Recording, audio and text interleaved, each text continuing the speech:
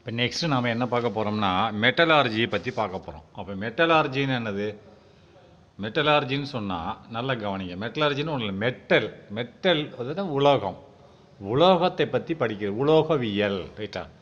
மெட்டலார்ஜின்னா உலோகவியல் அப்படின்னா உலோகங்களை பற்றி படிக்கும் ஒரு படிப்புக்கு பேர் தான் உலோகவியல்னு சொல்கிறோம், மெட்டலார்ஜி. இது எப்படி ப்ரொனவுன்ஸ் பண்ணுவீங்க? Metallurgy. அப்போ மெட்டலார்ஜி ரைட்டா அப்படின்னு ப்ரொனவுன்ஸ் பண்ணணும். அப்போ metallurgy relate to the science and technology of metals. நல்லா பார்த்துக்கோ. இந்த மெட்டலார்ஜி அப்படின்றது ரிலேட்னு என்னது? சம்மந்தப்பட்டிருக்கிறது, தொடர்புடையது, அதோட சேர்ந்து இருக்கிறது. இந்த மெட்டலார்ஜின்ற படிப்பு எதையோட சம்மந்தப்பட்டிருக்கிறது? தொடர்புடையதாக இருக்கிறது. நீ என்ன வேணாலும் போட்டுக்கோ, இந்த தொடர்புன்னு போட்டுக்கோ. தொடர்புடையதாக இருக்கிறது எதற்கு? To the science and technology of metals அப்படின்றான். அதாவது மெட்டல் உலோகங்களின் விஞ்ஞானம் மற்றும் தொழில்நுட்பத்தில், டெக்னாலஜியில் தொழில்நுட்பம், சயின்ஸ்னால் விஞ்ஞானம் மற்றும் தொழில்நுட்பத்தில் மெட்டல்கள் சம்மந்தப்பட்டிருக்கிறது. ரைட்டா? மெட்டலார்ஜின்ற ஒரு படிப்பு ரெஃபர்னால் குறிப்பிடுகிறது, தொடர்புடையதாக இருக்கிறது. எதுக்கு? விஞ்ஞானம் மற்றும் தொழில்நுட்பத்தில் உள்ள மெட்டல்களை சம்மந்தப்படுத்தப்பட்டுள்ளது. Science and technology of metals. அப்போ மெட்டல்கள் சம்பந்தமான விஞ்ஞானம் மற்றும் டெக்னாலஜியை பற்றி சொல்லுவதுதான் மெட்டலார்ஜி. புரியுதா? மெட்டல்கள் சம்பந்தமாக உள்ள விஞ்ஞானம், மெட்டலில் என்னென்ன விஞ்ஞானங்கள் புகுத்தப்பட்டிருக்குது, மெட்டல் எங்கெங்கே பயன்படுத்தப்பட்டிருக்கு டெக்னாலஜியில் என்பதை பற்றி சொல்கிறது தான் மெட்டலார்ஜி என்று பொருள்படுகிறது. ரைட்டா? இன் நேச்சர், இயற்கையிலேயே ஒன்லி எ ஃபியூ, நான் இப்போ முதல்ல மெல்ல போக வேகமாக போவேன், புரிஞ்சுக்கணும். ரைட்டா? In nature only a few metals, இயற்கையிலேயும் இன் நேச்சர் இயற்கையிலேயே ஒன்லி ஃபியூ மெட்டல்ஸ், சில உலோகங்கள், மெட்டல்னால் உலோகங்கள், ஏன்னா அக்கர்னா கிடைக்கிறது, தென்படுகிறது. என்ன போட்டாலும் சரி தான், கிடைக்கிறது என்ன போட்டுக்கணும், கிடைக்கிறது. இதில் இந்த நேட்டிவ் ஸ்டேட். அப்போ நேட்டிவ் பிளேஸ்னால் நீங்கள் உங்கள் ஊருன்னு சொல்லுவாங்க, நீங்கள் பிறந்த இடம் நேட்டிவ் பிளேஸ். அப்போ இது என்ன? மெட்டல் போய் நேட்டிவ் ஸ்டேட்டில் கிடைக்குதுன்னு சொல்கிறான். ஸ்டேட்னா மாநிலம். அப்போ இது நேட்டிவ் ஸ்டேட்னு என்ன அப்படின்னா என்ன மேட்டர்னா, இதில் நேட்டிவ் ஸ்டேட்னா அது மெட்டல் எப்படி இருக்குமோ அப்படியே கிடைக்குது, எந்த உலோகத்தோட ஜாயின் பண்ணாமல் அப்படியே மெட்டலாகவே கிடைக்குது. போதுமா? எந்த ஒரு மினரல்ஸ் கூடயும் சேராமல் தனியாகவே கிடைக்குதுன்னு அர்த்தம். அதை நேட்டிவ் ஸ்டேட்னா இயற்கையான முறையில் அது மெட்டலாகவே கிடைக்கிறது. அதுதான் நேட்டிவ்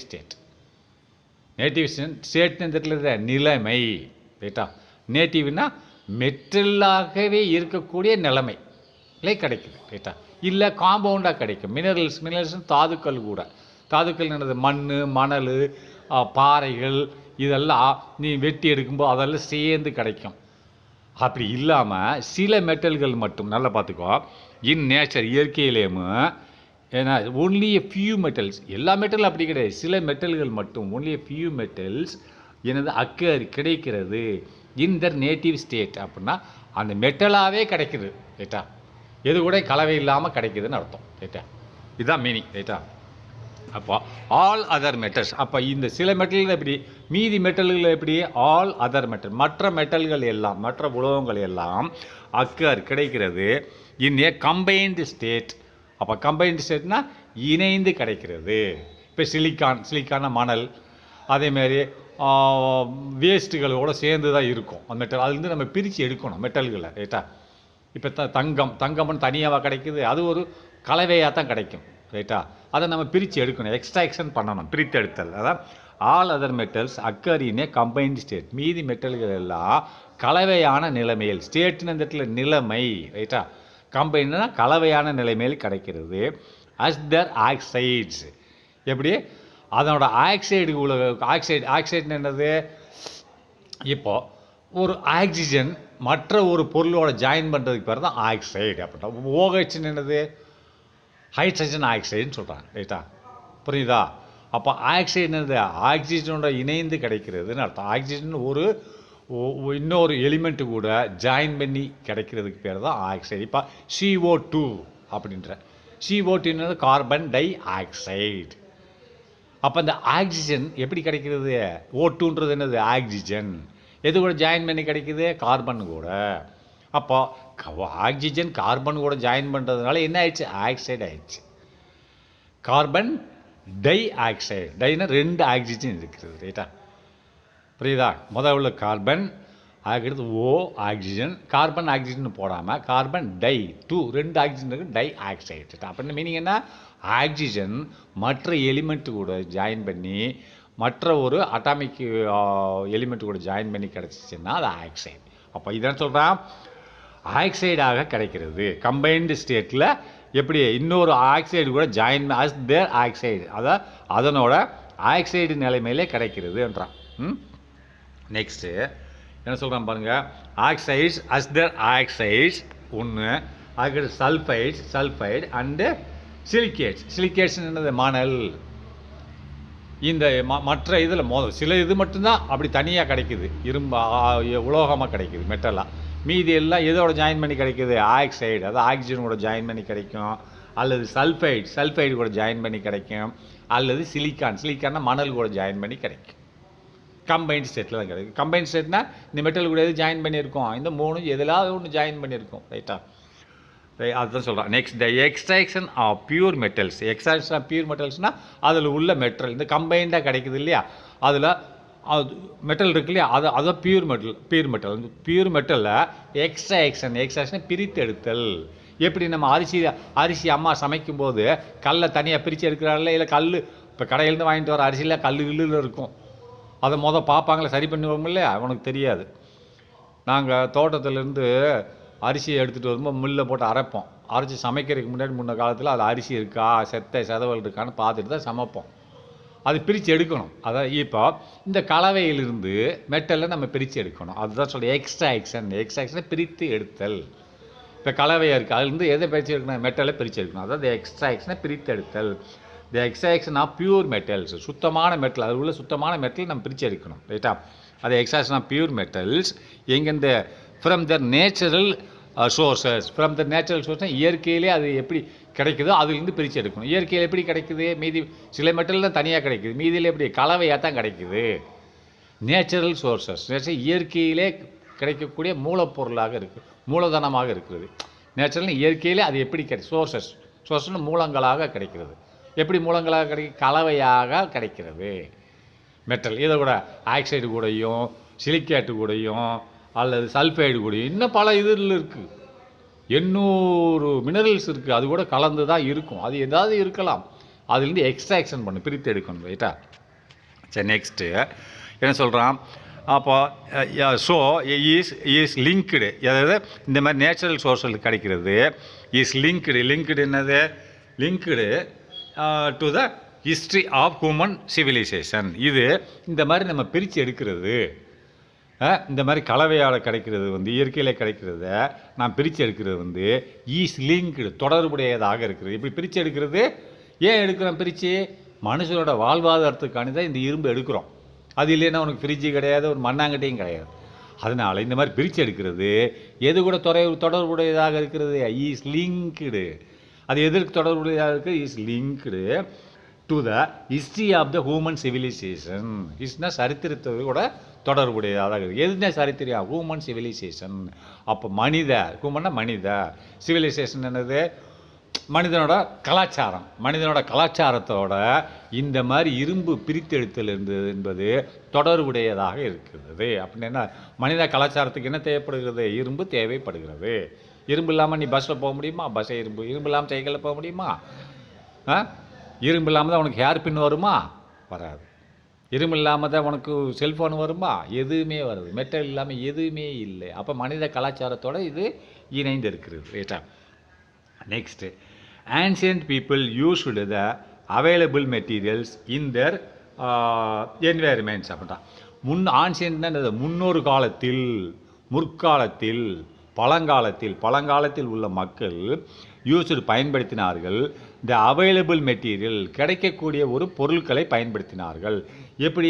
இன் தேர் என்வைரன்மெண்ட். அப்போ சுற்றுப்புற சூழ்நிலையில் கிடைக்கக்கூடிய பொருட்களை என்வைரன்மெண்ட், சுற்றுப்புற சூழ்நிலையில் கிடைக்கக்கூடிய பொருட்கள் பழங்காலத்து மக்கள் பயன்படுத்தினார்கள். அப்போ மக்களுக்கு அவனுக்கெல்லாம் பிரித்தெடுக்க தெரியாது.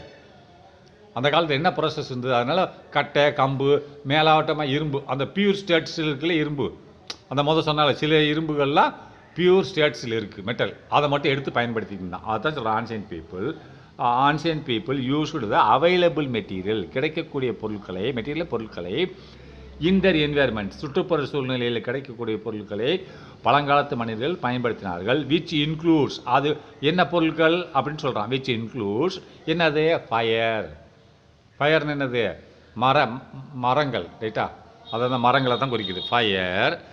அண்டு மெட்டல்னால் ஃபயர்னால் இது தீக்கு பயன்படக்கூடிய பொருட்கள், அப்போ மரக்கட்டைகளை தான் குறிக்குது, ரைட்டா. அண்டு மெட்டல்ஸ் உலோகங்கள் வந்து பியூர் உலோகங்கள், தனியாக கிடைக்கிறதுல சில உலோகங்கள், அதை மட்டும் பயன்படுத்தினார்கள், ரைட்டா. அண்டு தேர் லிமிட்டட், அவர்களுக்கு வந்து ஒரு லிமிட் தான் இருந்தது. அவங்க காலத்தில் ஃப்ரிட்ஜாக இருந்தது, அவங்க தாத்தாவுக்கு காலத்தில் ஒன்றுமே கோமண துணி தான் கட்டிகிட்டு இருந்தாங்க, ரைட்டா.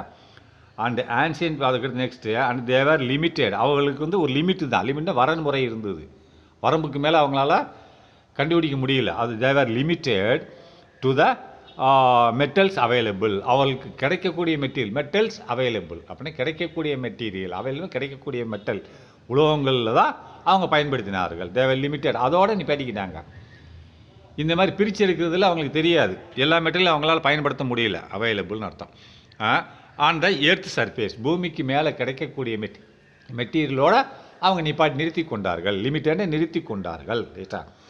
அப்போ நெக்ஸ்ட்டு இந்த மாடர்ன் வேர்ல்டு, இந்த நவீன உலகத்தில் வந்து we use a wide range of materials in our daily life. அப்போ இந்த நவீன உலகத்தில் நாம் பயன்படுத்துகிறோம் ஒய்டுனா பரந்த அளவில், ரேஞ்சுனா அளவில், ஒய்டுனா பரந்த அளவில் ஆஃப் மெட்டல்ஸ்னால் பரந்த அளவில் கிடைக்கக்கூடிய உலோகங்களை பயன்படுத்துகிறோம். அப்போ எல்லா உலோகங்களையும் பயன்படுத்துகிறோம் தான் இன் அவர் டெய்லி லைஃப். நம்மளோட அன்றாட வாழ்க்கையில் பரந்த உலோகங்கள்னால் ஏகப்பட்ட உலோகங்களை பயன்படுத்துகிறோம்னு சொல்லுகிறார், ரைட்டா.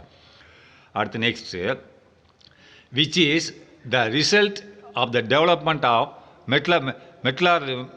மெட்டலர்ஜிக்கல் நாலேஜ் அப்படின்றான். அதாவது இதன் முடிவில், விச் இஸ் இந்த ரிசல்ட், இப்படி பல உலோகங்களை பயன்படுத்துவதன் முடிவில், விச் இஸ் இந்த ரிசல்ட், அதன் முடிவாக, of the development of the மெட்டலர்ஜிக்கல்னா உலோகவியலில் முன்னேற்றத்தின் காரணமாக நம்ம பரந்த அளவில் கிடைக்கக்கூடிய மெட்டல்களை பயன்படுத்துகிறோம் சொல்கிறோம். விச் இஸ் இன் ரிசல்ட், அந்த பரந்த அளவில் எப்படி கிடைக்குது, இதன் முடிவாகத்தான் அது கிடைக்குது. Which is in result of metallurgical knowledge அப்படின்ற அது டெவலப்மெண்ட் ஆஃப் மெட்டலார்ஜிக்கல். இந்த மாதிரி டெவலப்மெண்ட் ஆஃப் மெட்டலார்ஜிக்கல் காரணமாக பரந்த அளவில் உள்ள உலோகங்களை மனிதன் பயன்படுத்துகிறான் அப்படின்றான்.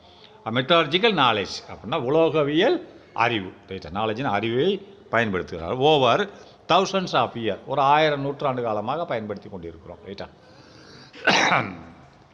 அப்போ நெக்ஸ்ட்டு அவர் நீட், நம்மளோட தேவைகள் என்னென்னா ஃபார் த மெட்டீரியல், நம்மளுக்கு என்ன தேவை, for the material with specific properties, நம்மளுக்கு என்ன தேவை, சில மெட்டீரியல், சில பொருட்கள், சில பிரத்யோக குணங்களை கொண்ட பொருட்கள் நம்மளுக்கு தேவைப்படுகிறது. இப்போ தங்கம் தேவைப்படுகிறது, ஒரு பிரத்யோக குணம். அலுமினியம் விமானம் செய்ய தேவைப்படுகிறது, அலுமினியத்துக்குன்னு ஒரு குணம் இருக்கிறது. இரும்புக்குன்னு ஒரு குணம், இரும்பு கொண்டு விமானத்தை செஞ்சேன்னு விமானம் மேலேயே போகாது, ரைட்டா. அதனால் சில ஸ்பெஷல் கேரக்டர்ஸ், ஸ்பெஷல் ப்ராப்பர்ட்டி, சில பிரத்யோக குணங்களை கொண்ட மெட்டீரியல்கள் நம்மளுக்கு தேவைப்படுகிறது. Have led to the production of many metals, இது என்ன செய்கிறது, ஹேவ் லெட்னா இழுத்து செல்கிறது, உண்டாக்க செல்லுகிறது. எதற்கு, லெட்னா வழிவகுக்கிறது, என்ன வேணாலும் போடுங்க, வழிவகுக்கிறது. எதற்கு, நம்மளுக்கு ஒரு பிரத்யோகமான குணங்களை கொண்ட மெட்டல் தேவைப்படுவதனால் இதற்கு ஒரு வழி பிறக்கிறது. எதற்கு, நம்ம உண்டாக்க போகிறோம், led to the production of many metals. அதனால தான் நம்ம என்ன செய்கிறோம், ப்ரொடக்ஷன் உண்டாக்குகிறோம், பல உலோகங்களை உண்டாக்குகிறோம் என்று சொல்கிறோம். மெட்டல் அலாய்ஸ், மெட்டல்னா உலோகம், அலாய்ஸ்னா கலவை, உலோக கலவை, பல உலோகங்களை கொண்ட கலவை நம்மளுக்கு தேவைக்கேற்ப நம்ம உண்டாக்குகிறோம் சொல்கிறோம், ரைட்டா. அப்போ it is essential to design and eco friendly metallurgical process அப்படின்றான். இது ஒரு முக்கியமான, இது ஒரு அவசியமான ஒன்றாக இருக்கிறது. எசென்சியல்னா அவசியம், இட் இஸ் இது இருக்கிறது, அவசியமான ஒன்றாக இருக்கிறது. எசென்சியல்னா எதற்கு, டு டிசைனை வடிவமைப்பதற்கு. எப்படி வடிவமைக்கணும்? And eco friendly metallurgical process. அப்படி நம்ம இந்த பிரிக்கும்போது அது வந்து எக்கோ ஃப்ரெண்ட்லியாக இருக்கணும், மாசு இல்லாமல் இருக்கணும். இந்த பிரிக்க செயல்முறைகள் பூமியை மாசுபட செய்யக்கூடாது. அது எக்கோ ஃப்ரெண்ட்லி. எக்கோனா என்வைர்மெண்டல் ஃப்ரெண்ட்ஷிப்பாக இருக்கணும். என்வைர்மெண்டல் ஃப்ரெண்ட்ஷிப் என்னது? நீ மாசுபட செய்யக்கூடாதுன்னு அர்த்தம். ரைட்டா? அதான் எக்கோ ஃப்ரெண்ட்லி மெட்டலார்ஜிக்கல் ப்ராசஸாக இருக்க வேண்டும் இப்படி பிரிக்கும்போது அப்படின்றான். தட் வுட் பி அவைகள் எவ்வாறாக இருக்கிறது? தட் வுட் பி என்ன போட்டிருக்காங்க, மூவே ஆக மாட்டேங்குது. தட் வுட் பி என்ன போட்டு mode waste. That would B சில இது என்னது மோல்டு வேஸ்ட்டாகவும் இருக்கும். அண்டு என்ன மேக்ஸிமைஸ் எனர்ஜி எஃபிஷியன்சி. அவைகள் எப்படி இருக்கணும் அப்படின்னா இது மேக்ஸிமைஸாக இருக்கணும். ரைட்டா? அதாவது தட் வுட் பி அதில் என்ன போட்டிருக்கு மூவ் ஆயிடுச்சு ரைட் அவுட்ட right okay. That would be என்னது மினிமைஸ். அது வந்து குறைந்த அளவாக இருக்க வேண்டும். That would be minimise. எப்படி மினிமைஸ் வேஸ்ட். அதில் எப்படி இருக்கணும்? வேஸ்ட் கழிவுப் பொருட்கள் மிக குறைந்த அளவில் இருக்க வேண்டும். ரைட்டா? அதுக்கடுத்து மேக்ஸிமைஸ் எனர்ஜி எஃபிஷியன்சி. மேக்ஸிமைஸ் எனர்ஜின்னா அதிகமாக இருக்க வேண்டும். அதில் உள்ள ஆற்றல்கள் அதிகமாக இருக்கும். நம்ம பிரித்து எடுக்கும்போது அதில் உலகத்தில் உள்ள ஆற்றல்கள் அதிகமாக இருக்க வேண்டும். ஆனால் கழிவுகள் மிகவும் குறைவாக இருக்க வேண்டும். That would be minimise waste. அதாவது அந்த ப்ராசஸில் கழிவுகள் குறைந்திருக்கணும், ஆனால் எனர்ஜி ஆற்றல் அதிகமாக இருக்க வேண்டும். சச்சஸ் உதாரணமாக சச் அட்வான்சஸ். அதாவது இந்த மாதிரி ஒரு முன்னேற்றங்கள், இந்த மாதிரி நம்ம செய்யக்கூடிய ஒரு ப்ராசஸின் முன்னேற்றங்கள். Such advances in metallurgy is vital for the economic அப்படின்ட்டான். இந்த மாதிரி உள்ள ஒரு முன்னேற்றமானது சச் அட்வான்ஸ் வந்து எதில்? மெட்டலார்ஜியில், உலோகவியலில் இந்த மாதிரியான ஒரு முன்னேற்றம் வந்து இஸ் விட்டல்னா முக்கியத்துவம் வாய்ந்ததாக இருக்கிறது. எதற்கு? ஃபார் த எக்கனாமிக், நம்மளோட பொருளாதாரத்துக்கு முக்கியத்துவம் வாய்ந்ததாக இருக்கிறது. அண்டு டெக்னிக்கல் ப்ரோக்ரஸ் இந்த சிவரல் ஏரா, இந்த கரண்ட் ஏரா. அப்படி டெக்னிக்கல் ப்ரோக்ரஸ்னால் அது பொருளாதாரத்துக்கு முக்கியத்துவம் வாய்ந்ததாக இருக்கிறது. மற்றும் ஆண்டுனா மேலும், மற்றும் எப்படி? Technical progress. டெக்னிக்கல் விஞ்ஞான டெக்னிக்கலில் தொழில்நுட்ப முன்னேற்றத்திற்கும், டெக்னிக்கல் ப்ரோக்ரஸ்னா தொழில்நுட்ப முன்னேற்றத்திற்கும் இவைகள் உதவிகரமாக இருக்குது, முக்கிய பங்கு வகிக்குது. விட்டல்னா ரெண்டுக்கு குறிக்குது. ரைட்டா? இந்த கரண்ட் ஏரான்னா என்னது? இப்போ நடைமுறை காலத்தில். கரண்ட்னா நடைமுறை, இப்போது. அப்போ ஏரான ஏரான காலம், நடைமுறை காலத்தில் இது தேவைப்படுகிறது. இன் திஸ் யூனிட், இந்த யூனிட்டில், இந்த மெட்டலார்ஜி யூனிட்டில் we will study the various steps. அதாவது பல வழிமுறைகளை பார்க்கலாம். Various steps involved in the extraction of metals. அப்போ பல செயல்முறைகள் இன்வால்வ்டு நடைமுறைப்படுத்தப்படுகிறது. பல செயல்முறைகள் நடைமுறைப்படுத்தப்படுகிறது. எதற்கு அப்படின்னா இந்த எக்ஸ்ட்ராக்ஷன் ஆஃப் மெட்டல், உலோகங்களை பிரித்தெடுப்பதற்கு. எக்ஸ்ட்ராக்ஷனை பிரித்தெடுப்பதற்கு. இதுக்கு மீனிங் என்ன? உலோகங்களை பிரித்தெடுப்பதற்கு பல வழிமுறைகள் இதில் இந்த சாப்டரில் பயன்படுத்தப்படுகிறது அப்படின்றான். And chemical principles behind these process அப்படின்னா அது போக மேலும் அண்டு கெமிக்கல் பிரின்சிபிள்ஸ் வேதியியல் தத்துவங்கள் கொள்கைகள் பிஹைண்ட் தேர் ப்ராசஸ். அப்போ வேதியியல் தத்துவங்கள் வேதியியல் கொள்கைகள் இதற்கு இந்த செயல்முறைக்கு பின்புலமாக இருக்கிறது அப்படின்னு சொல்கிறான்.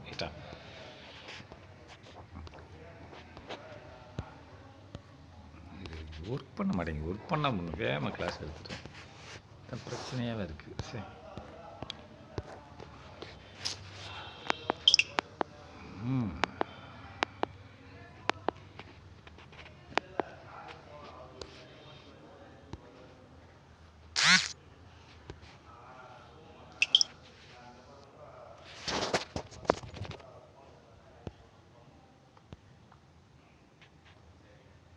அடுத்து நெக்ஸ்ட்டு அக்கரன்ஸ் ஆஃப் மெட்டல்கள் எப்படி தென்படுகிறது? ரைட்டா?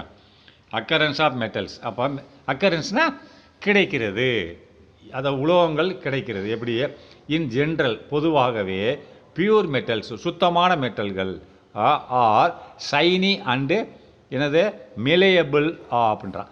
அப்போ சுத்தமான மெட்டல் உலோகமானது எப்படி இருக்கும்னா மெட்டலோட ஒரு ப்ராப்பர்ட்டியை சொல்கிறான், குணநலங்களை. ஷைனி மினுமினுப்பாகவும், அண்டு மீலேபிள்னால் நீளும் தன்மை கொண்டதாகவும் இருக்கிறது. ரைட்டா? மீலேபிள்னா நீளும் தன்மை, அது வந்து பளபளப்பாகவும்.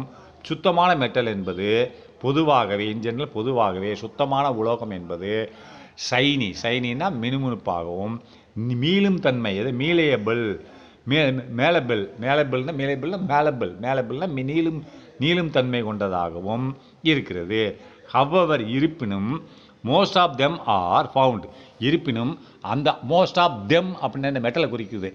பல மெட்டல்கள், தெம்னா மெட்டல்கள், பல மெட்டல்கள் ஆர் ஃபவுண்ட் தென்படுகிறது இன் நேச்சர், இயற்கையிலேயே கிடைக்கிறதுன்னு அர்த்தம். தென்படுகிறது கிடைக்கிறது. எப்படி? ஆஸ் காம்பவுண்ட்ஸ், கலவைகளாகத்தான் பல மெட்டல்கள் கிடைக்கிறது, தனியாக கிடைக்கல. ரைட்டா? சில மெட்டல்கள் தனியாக இருக்கிறது. அது மோஸ்ட் ஆஃப் தெம் ஃபவுண்டுனா கிடைக்கிறது. எப்படி கிடைக்கிறது அப்படின்னு பார்த்தீங்கன்னா என்னது? இன் காம்பவுண்ட் இன் நேச்சர் கிடைக்கிறது, இயற்கையிலே கிடைக்கிறது. ஆஸ் காம்பவுண்ட், கலவைகளாகத்தான் கிடைக்கிறது.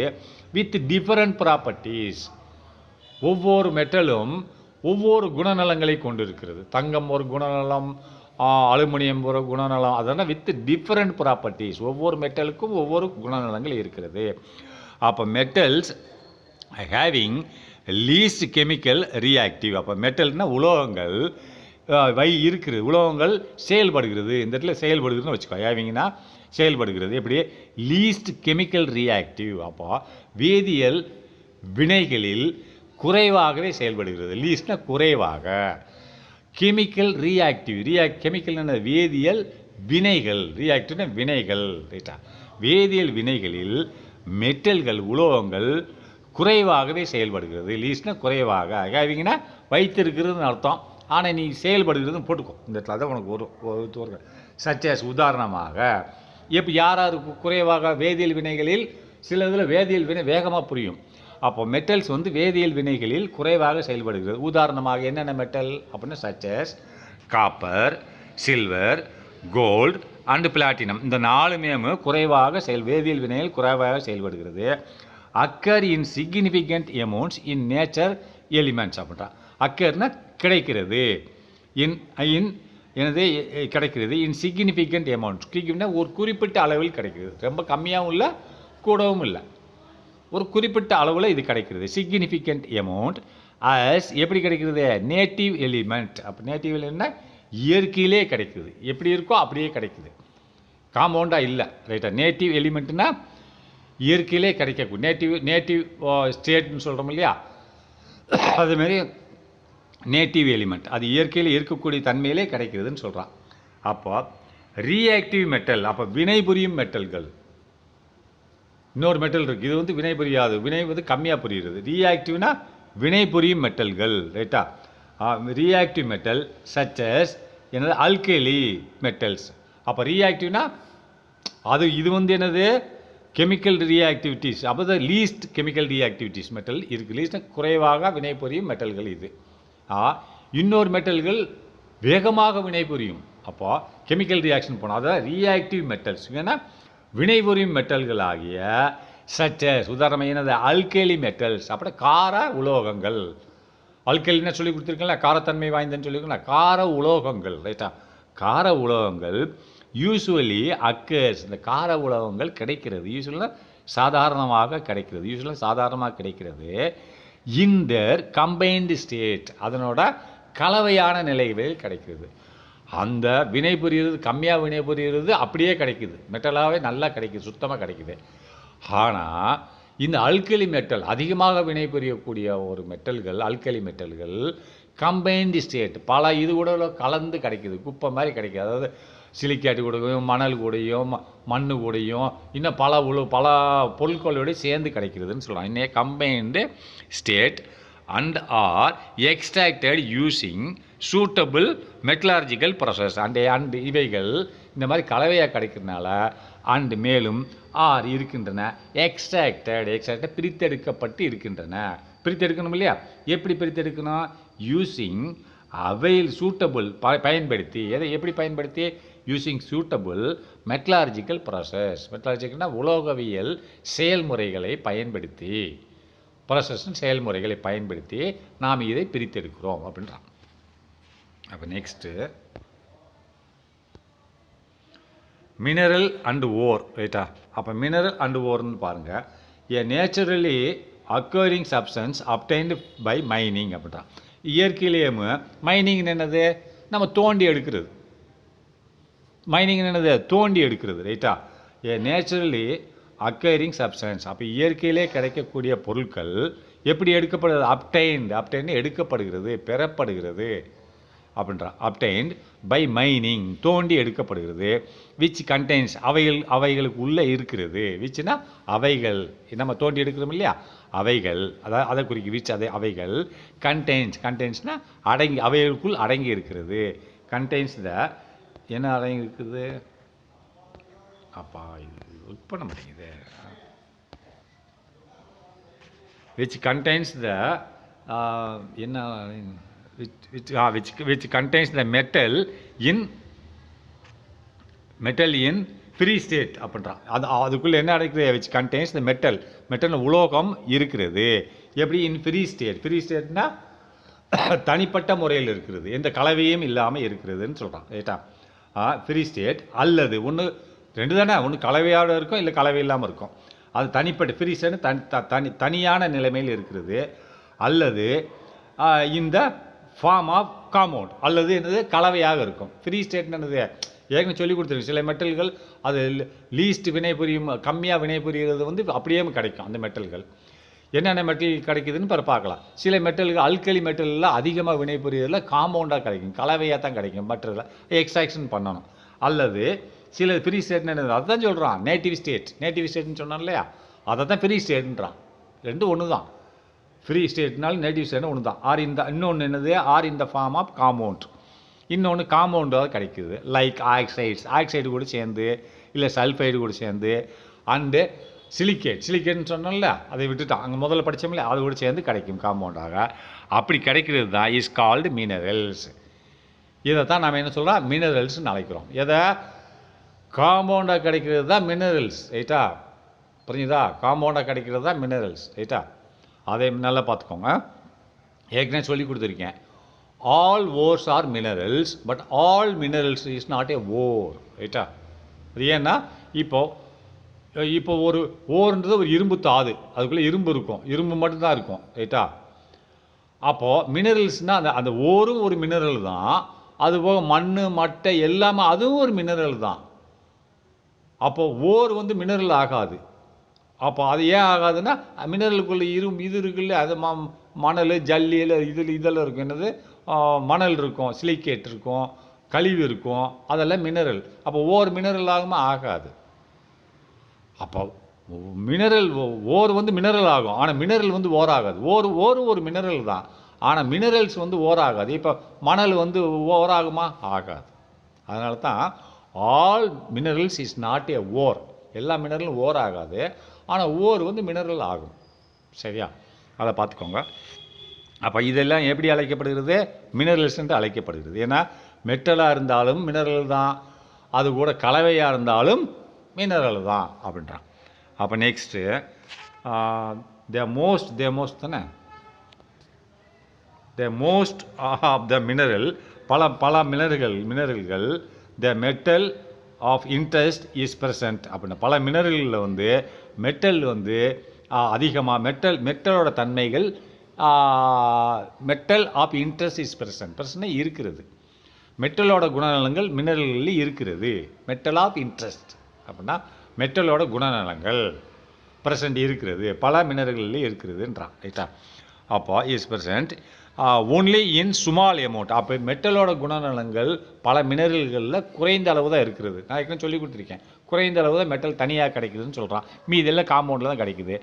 And some of them contains என்னது? Reasonable percentage of metals. அந்த மீதியில் என்னது? சிலது தான் தனியாக கிடைக்குது, மீதியில் என்னது? காம்பவுண்டாக தான் கிடைக்குது. அப்போ காம்பவுண்டாக கிடைக்கிறது வந்து மெட்டல் வந்து அதில் குறைந்த அளவு மெட்டல் தான் இருக்கும், மீதியில் கழிவு தான் இருக்கும். அதுதான் சொல்கிறான். சம் ஆஃப் தம் அந்த மீதி மெட்டல்கள்லாம் கண்டெய்ன்ஸ் வைத்திருக்கிறது ரீசனபிள் பெர்சன்டேஜ்னா குறிப்பிட்ட அளவு மெட்டல்களை மட்டும் வைத்திருக்கிறது. ரீசனபிள்னா குறிப்பிட்ட அளவு மெட்டல்களை மட்டும் வைத்திருக்கிறது. ஃபார் எக்ஸாம்பிள் உதாரணமாக iron is present in iron வந்து இரும்பு வந்து இருக்கிறது பிரசன்ட் இருக்கிறது.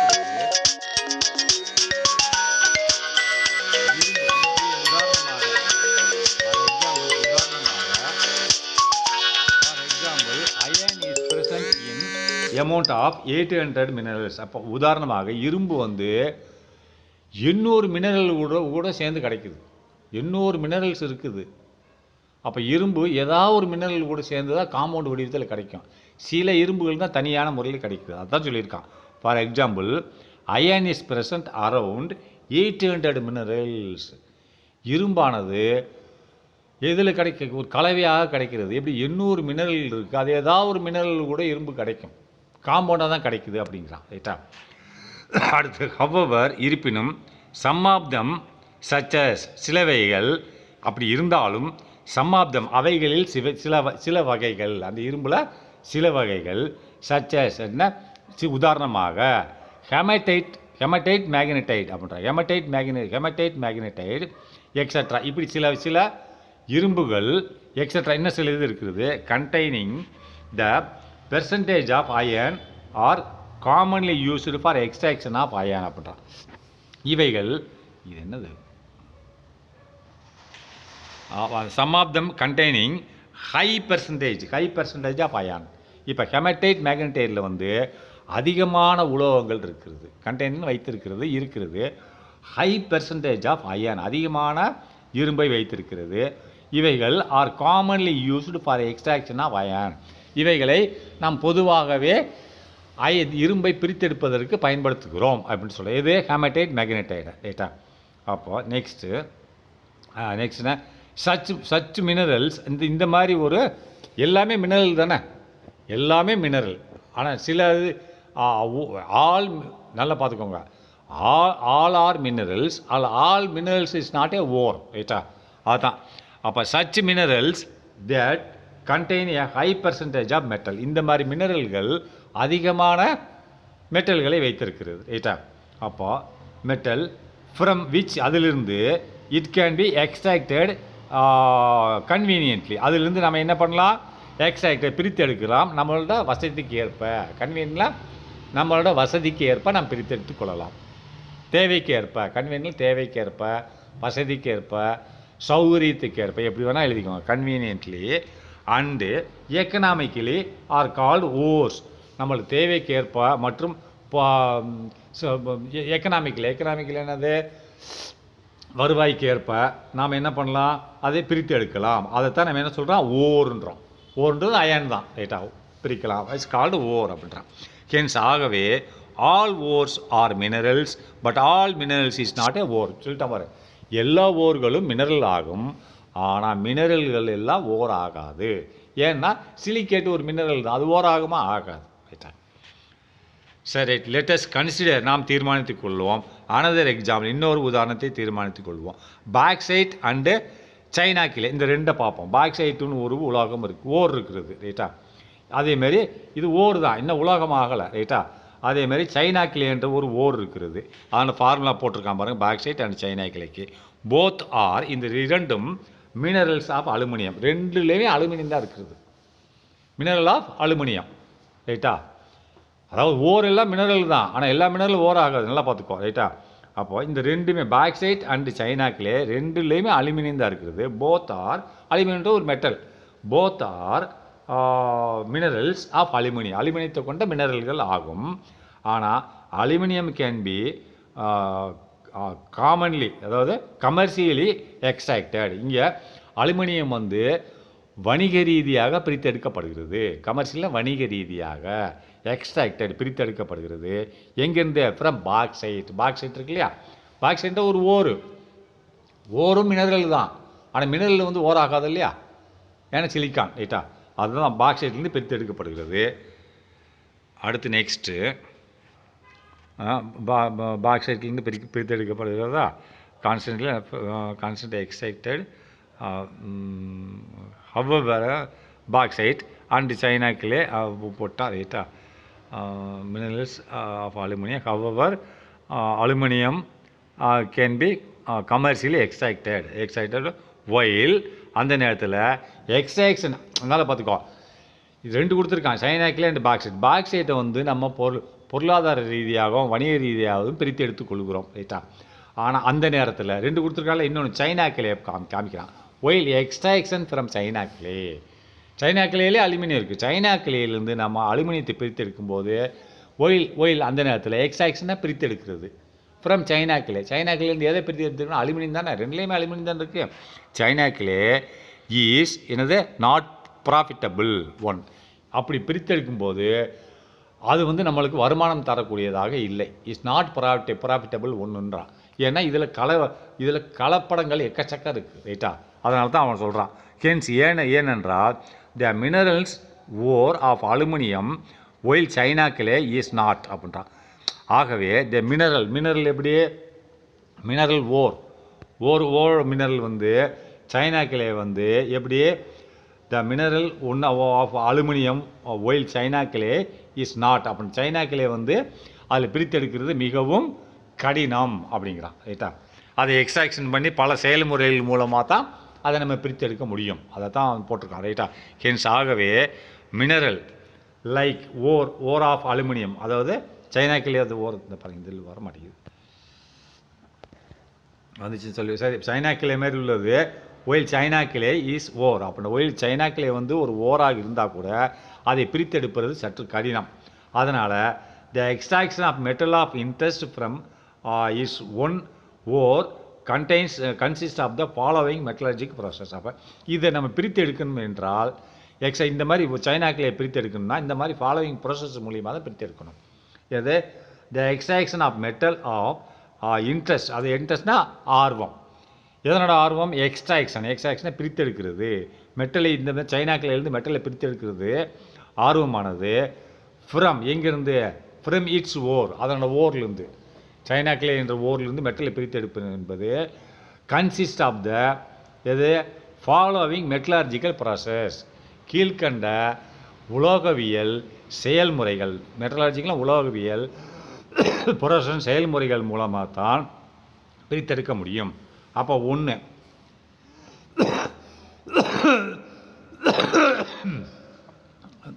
Concentration of wore. கான்சன்ட்ரேஷன் என்னது? அடர்த்தி. இப்போ நீங்கள் டைலூட் அண்ட் கான்சன்ட்ரேஷன் ஆசிட்னு சொல்லி நீங்கள் லேபில் பார்த்துருக்கீங்க இல்லையா? டைலூட் என்னது? ரொம்ப நீர் அதிகமாக இருக்கிறது, அது வந்து டைல்யூட். கான்சன்ட்ரேஷன்னா அடர்த்தி அதிகமாக இருக்கும், அதில் ஆசிட் அதிகமாக இருக்கும். டைல்யூட்டில் தண்ணி அதிகமாக இருக்கும், ஆசிட் கம்மியாக இருக்கும். அது படிச்சுன்னா ஒன்றும் செய்யாது. கான்சன்ட்ரேஷன் படிச்சுன்னா தோல் பொந்து போயிடும் ரைட்டா. அதே மாதிரி அடர்ப்பித்தல், அடர்த்தின்னு அர்த்தம். அப்போ கான்சன்ட்ரேஷன் ஆஃப் த ஓர் இது ஒரு செயல்முறை. அப்போ ஓர்னு என்னது? அது இரும்பு தாது. அந்த இதில் உள்ள இரும்பு தாதுவை அடர்ப்பித்தல். கான்சன்ட்ரேஷன்னா அடர்ப்பிக்கும் முறை. அடர்ப்பித்தல் என்ற ஒரு வழிமுறையின் பிரகாரம் நாம் இந்த சைனாக்கிலேயில் உள்ளதை ஓரை பிரித்தெடுக்கலாம். ரெண்டாவது அது செஞ்சுட்டு அடுத்தது எக்ஸ்ட்ராக்ஷன் ஆஃப் குரூடு மெட்டல்.